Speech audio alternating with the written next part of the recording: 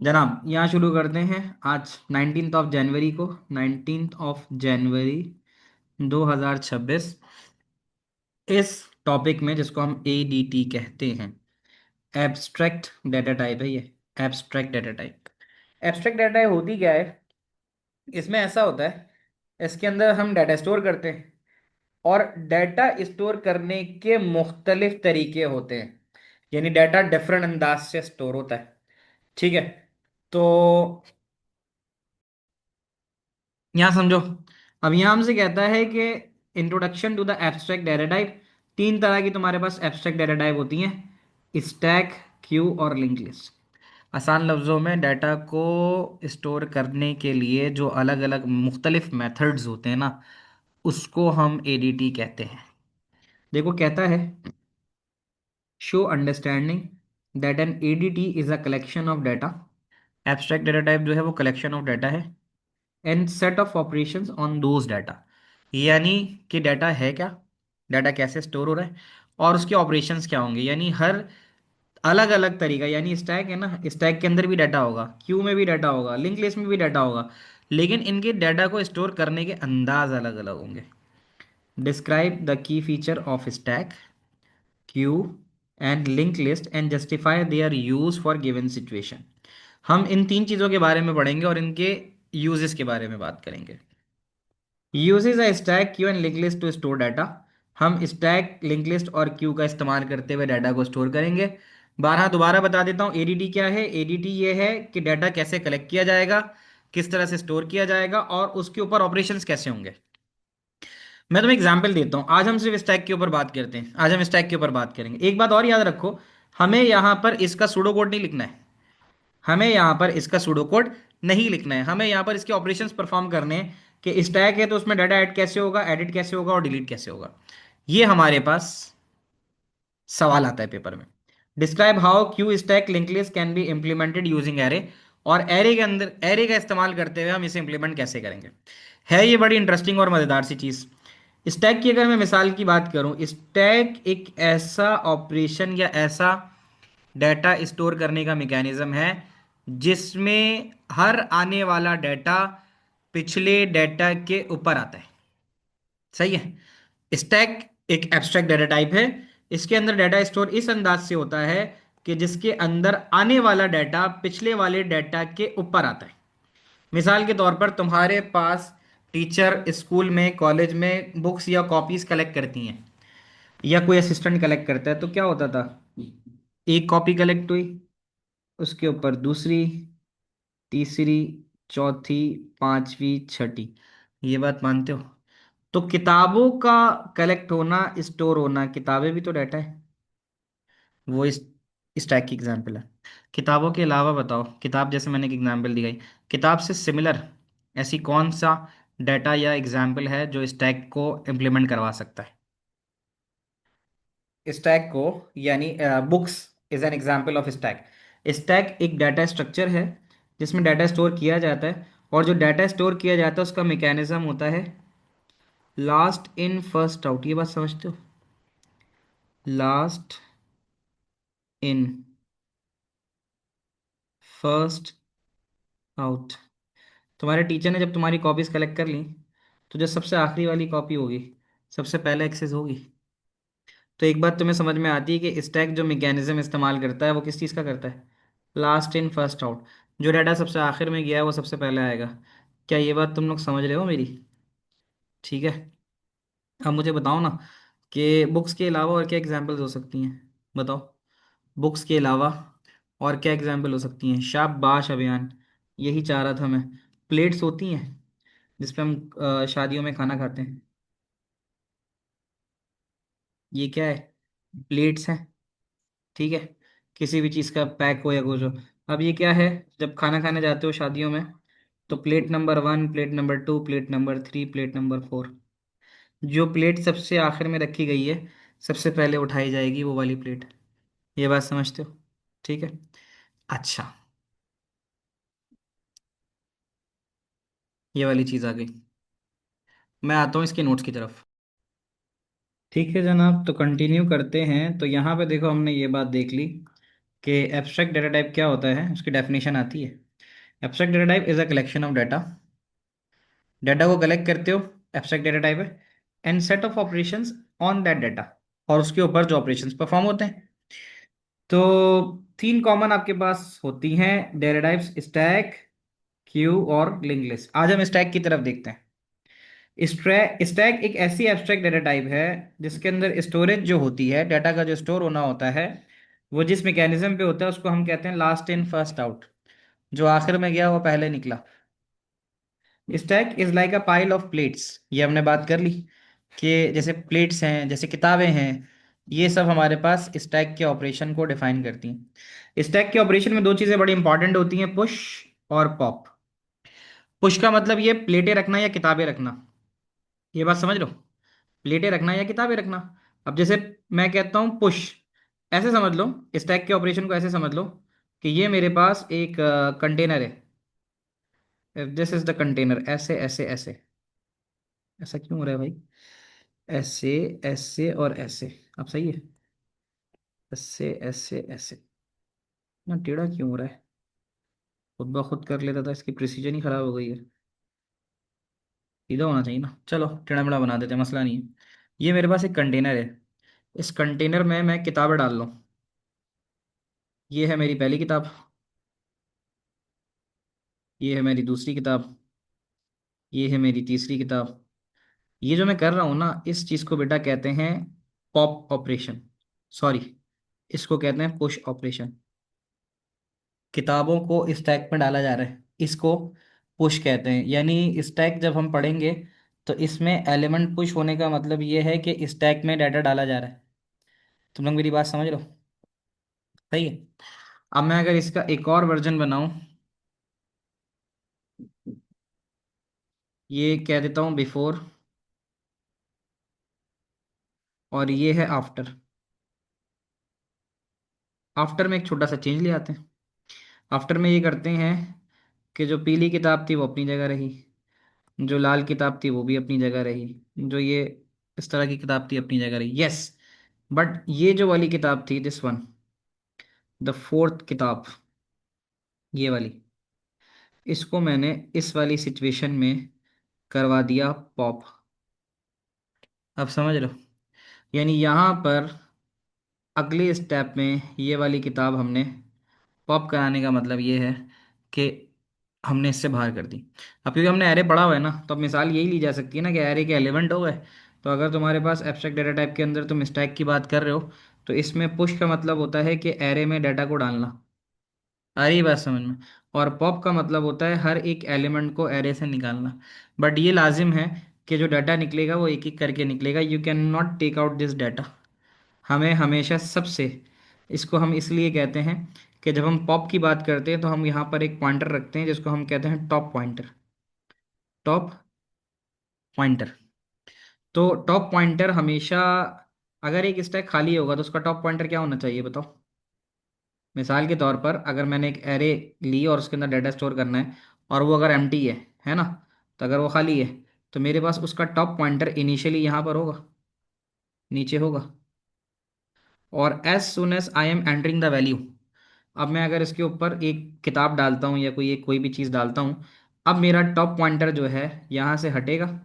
ठीक है, अब मेरा टॉप पॉइंटर इधर आ जाएगा towards the next element.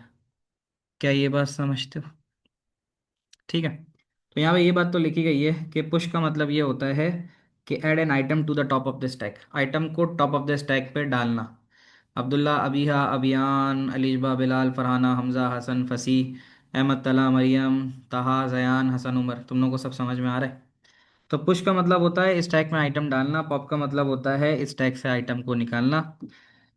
The first item pushed on to the stack will be the last one pop off, जो पहला आइटम डाला जाएगा is the last one to be taken off, तो वो सबसे आखिर में निकलेगा।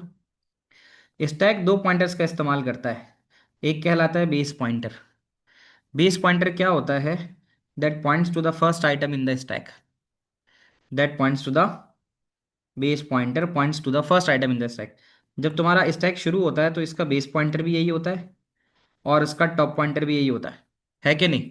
अगर एक ही एलिमेंट है, तो इसका बेस पॉइंटर भी यही रहेगा और टॉप पॉइंटर भी यही रहेगा। क्या कहते हो? तुम अपने सामने एक किताब रख लो मोटी सी। जब तुमने किताब रखी तो तुम्हारा बेस पॉइंटर भी वहीं पर रहेगा और टॉप पॉइंटर भी उसी पे होगा। लेकिन जब तुमने उस किताब के ऊपर एक और किताब रखी तो तुम्हारा बेस पॉइंटर तो सेम रहेगा, बट तुम्हारा टॉप पॉइंटर चेंज हो जाएगा दूसरी किताब पे। क्या कहते हो? ये बात समझ में आती है? ये बात समझ में आती है? तो बेस पॉइंटर वो है जो फर्स्ट है और टॉप पॉइंटर वो है जो लास्ट आइटम है। तो यानी अगर मैंने चार किताबें रख दी हैं तो चार किताबों की वजह से ये मेरा बेस पॉइंटर वो टॉप पॉइंटर बन गया अभी। Top pointer. और टॉप पॉइंटर हर दफा चेंज होता रहेगा जैसे जैसे एलिमेंट निकलता चला जाएगा। Base pointer still remains the same. तुम लोग को ये बात समझ में आ रही है? बताना मुझे। तो स्टैक जो है पॉइंटर का इस्तेमाल करता है। स्टैक पॉइंटर का इस्तेमाल करता है डाटा को पुश या पॉप करने के लिए। तो उसने बताया कि देखो ये एक खाली एरे है। ये एक खाली एरे है। इसमें पुश का मतलब डाटा डाला जा रहा है, जब पॉप होगा तो डाटा निकाला जाएगा। ये बात समझ में आती है आपको? अच्छा जी, आगे चलते हैं। अब कहता है pushing data to the stack. अब आप पहली दफा डाटा डाल रहे हो, पुशिंग का मतलब ये है कि डाटा डाल रहे हो। तो कहता है कि once the data is push to the position of the pointer. Once push, एक दफा डाल दिया, the pointer will increment by one. Pointer जाहिर है अगर यहाँ पर होगा, तो अगर इन केस लेट सपोज यहाँ पर मेरा पॉइंटर जीरो था, क्योंकि कुछ भी नहीं था, खाली था, ये तो फर्स्ट एलिमेंट है, तो इनिशियली मेरा पॉइंटर क्या होगा? एट जीरो होगा। जैसे ही मेरे पास यहाँ एक एलिमेंट आएगा, मैं कह रहा हूँ एक, एक का मतलब है कि जीरो प्लस वन हुआ होगा, तभी तो एक बोल रहा हूँ। तुम लोग मेरी बात समझ रहे हो? यानी अगर खाली है तो मैं ये कह सकता हूँ कि मेरा पॉइंटर जो है वो अभी है -1, या जीरो कह लो। चलो जीरो कह लेते हैं, I think zero is fine. Pointer zero पे है। जैसे ही नया एलिमेंट आएगा तो जीरो प्लस वन होने के बाद मेरा पॉइंटर यहाँ पे ये बताएगा कि भाई एक एलिमेंट यहाँ मौजूद है। Since the stack is static data structure, an attempt to push an item onto the full stack is called stack overflow। तो इसका मतलब ये है कि अगर आपके पास स्टैटिक डाटा स्ट्रक्चर का मतलब ये है कि इसका जो साइज होता है वो फिक्स है, एक दो तीन चार पाँच। अगर मैं पाँच के बाद इस पे छठा एलिमेंट डालने के लिए जाऊंगा तो मेरा ओवरफ्लो स्टैक कर देगा, जिसको हम कहते हैं गिलास का पानी, गिलास में पानी भरना। मेरा गिलास ओवरफ्लो कब करेगा? जब मैं उसकी जगह से ज्यादा उसमें डाटा डालने की कोशिश करूंगा। ये बात समझ में आती है? ठीक है। अच्छा जी। अब क्या हुआ कि अब हमने कहा कि भाई एक डाटा है बनी, वो हमने एम्प्टी स्टैक में डाला तो हमारे पास टॉप पॉइंटर जो है वो अपडेट हो गया और एक एलिमेंट चला गया। बनी के बाद अगला जो है हमने पुश कराया डॉग। हमारा टॉप पॉइंटर देखो, दोनों चेक करो। पहले एलिमेंट वन पे था, अब जैसी डॉग आया हमारा टॉप पॉइंटर ऊपर आ गया। Top pointer will always change. उसके बाद आंट था, वो भी आ गया और टॉप पॉइंटर यहाँ पे चला गया। तो हमने इस तरह से तीन एलिमेंट यहाँ डाल दिए। Popping data from the stack का मतलब है कि जो डाटा ऑलरेडी मौजूद है स्टैक के अंदर उससे निकालना है।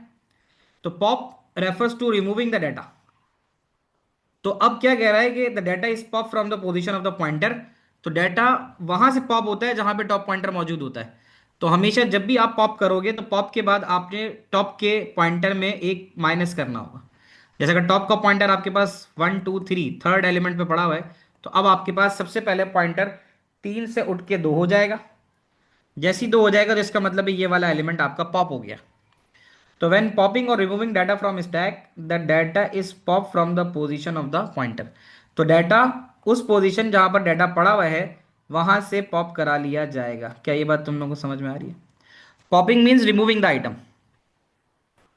Once pop the pointer will decrement by one.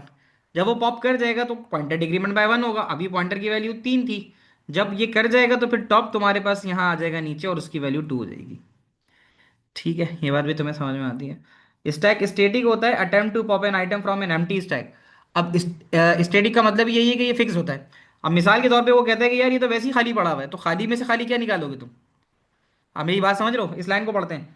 Static data structure attempt to pop an item from an empty stack is called stack underflow. अगर आपके पास स्टैक पहले ही से खाली है, खाली में से खाली कुछ निकालने की कोशिश करोगे तो कुछ भी नहीं मिलने पाएगा। उस चीज को हम कहते हैं under flow. So underflow is a situation. It comes when you are trying to pop an item from the stack, but your stack is empty. तुम्हारे stack empty और तुम उसमें से डाटा निकालने की कोशिश कर रहे हो। समझ में आ रही? तो इस स्टेप के अंदर आपके पास आंट को आपने पॉप कर दिया, जब आंट पॉप हो जाएगा तो आपका टॉप को पॉइंटर चेंज हो जाएगा और वो डॉग पे आ जाएगा। वो बात उसने यहाँ पे करके दिखा दी तुम्हें, ये देखो।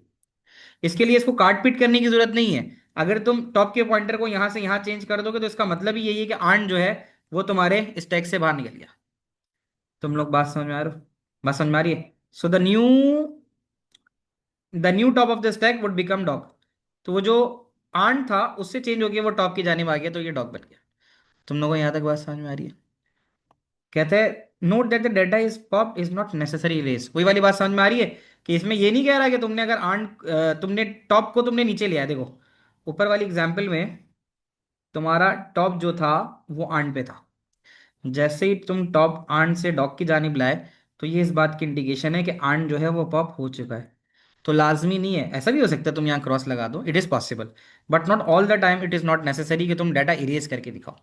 जैसे तुम्हारा पॉइंटर चेंज हो गया, इसका मतलब है तुम्हारा डाटा पॉप हो चुका है। क्या तुम लोग मेरी बात समझ रहे हो? So the pointer top moves to show that ant is no longer in the stack, and depending on the implementation ant cannot be deleted or replaced with a null value or left to be overwritten। उसके ऊपर कोई null value भी नहीं होगी, ना ही उसको overwritten करोगे। क्या तुम लोगों को कॉन्सेप्ट ऑफ स्टैक समझ में आया? इजीएस्ट था। मैं बेटा आपको दिखा रहा हूँ इसका सवाल, जस्ट अ मिनट। ये टॉपिक खत्म होता है। पास पेपर का सवाल है, पेज नंबर 5 पे, पेज नंबर 5। ठीक है, या आई गेस स्पेसिमेन का ही है। स्पेसिमेन का सवाल है, कहता है stack is created using high level language, the following diagram represents the current stack। The top of stack pointer points to the last element। जाहिर है टॉप ऑफ स्टैक का मतलब ये है कि ये वाला एलिमेंट वो है जो सबसे आखिर में डाला गया है। ऐसा ही है, the top of stack pointer points to the last element, सबसे आखिर में ई डाला गया है। क्या ये बात मानते हो? हमने ये भी पढ़ा था कि स्टैक इंप्लीमेंटेशन होती है by making use of array. तो ये एरे बनाई जा सकती है और ये इसका पॉइंटर है, ये है इसका पॉइंटर, ये है एरे की वैल्यू। तुम लोग मेरी बात सुन रहे हो, समझ रहे हो? ये एड्रेस है। Two operations associated with this stack are push and pop. आप पुश एंड पॉप के दो ऑपरेशन परफॉर्म कर सकते हो। Describe this operation with reference to the diagram. With reference to the diagram में कहता है पॉप करा दो। वो सिंपल ये कह रहा है, ये जो लिखा हुआ है ना पॉप ब्रैकेट ओपन क्लोज, इसका मतलब है अगर इस तरह लिखा हुआ आएगा ना तो इसका मतलब होगा पॉप किसको बोलते हैं? पुश डालना, पॉप निकालना। तो इसका मतलब होगा remove one item from array या स्टैक कर दो। तुम लोग मेरी बात समझ रहे हो? पॉप का मतलब तो यही हुआ ना। तो माय वेरिएबल के अंदर वो एक आइटम निकाल के डाल रहा है। क्या ये बात तुम लोग समझ रहे हो मेरी? तो अब उस हिसाब से डिस्क्राइब क्या रहा है ना, डिस्क्राइब दीज ऑपरेशंस।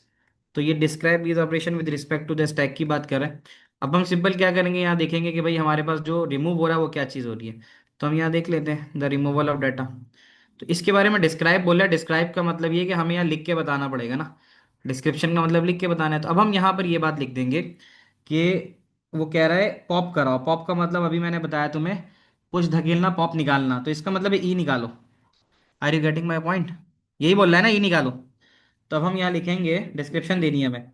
हम यहाँ लिखेंगे value E, value E is removed from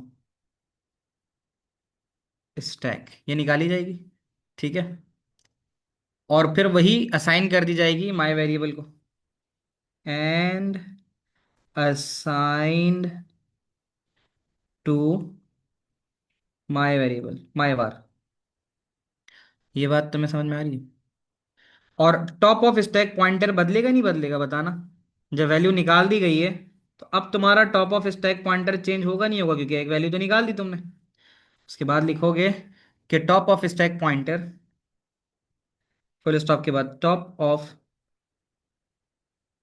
stack pointer incremented to 102। 101 पे था, 102 पे आ जाएगा। तुम लोग सब समझ रहे हो? कितना आसान है। Push Z. अब यहां पे ई निकल चुका है। ई निकल चुका है। पुश जेड का मतलब है कि अब जेड डलेगा। देख लो नीचे। पुश जेड डिस्क्राइब करना है। तो जब पुश होता है तो तुम्हारा टॉप ऑफ स्टैक पॉइंटर यहां से ऊपर की जानिब जाएगा और डिक्रीमेंट करेगा, बिल्कुल ऐसे ही डिक्रीमेंट कर रहा है। तो अब आप यहां लिखोगे कि top of stack pointer, top of stack pointer is decremented to 101। 101 पर डिक्रीमेंट कर जाएगा। ठीक है। और जो z है इज लोडेड, और z को जो है लोड कर दोगे टू एड्रेस 101। दो दो मार्क का सवाल था। क्या ये आप लोगों को ठीक से समझ में आया बच्चों, बताना। इंटरेस्टिंग लगा ये? ये थोड़ा सा इंटरेस्टिंग सवाल है ये, ठीक है। तो इसको यहीं तक रखेंगे, अगली क्लास में इस टैग के बाद क्यू भी निपटा देंगे। तो वो क्यू भी निपट जाएगा, एक टॉपिक तुम्हारा ये भी हो जाएगा। ठीक है। इसका मैं स्क्रीनशॉट शेयर कर देता हूँ। सबने उम्मीद है क्लिक कर लिया होगा ड्राइव पे। तुम लोग अपने पेज पे इस वीक के अंदर चैप्टर 3 कर लो। चैप्टर 3 याद दिला देना, एंड पे एक रिवीजन क्लास कर लेंगे थोड़े पास पेपर की, और उसका फिर टेस्ट भी कंडक्ट कर लेंगे, ताकि तुम्हारा चैप्टर होता जाए और उसका टेस्ट भी साथ साथ होता जाए। समझ में आ रही है बात बच्चों, यहाँ तक की सारी बातें? ठीक है, टेक केयर, अल्लाह हाफिज़, मिलते हैं इंशाल्लाह अगली क्लास में।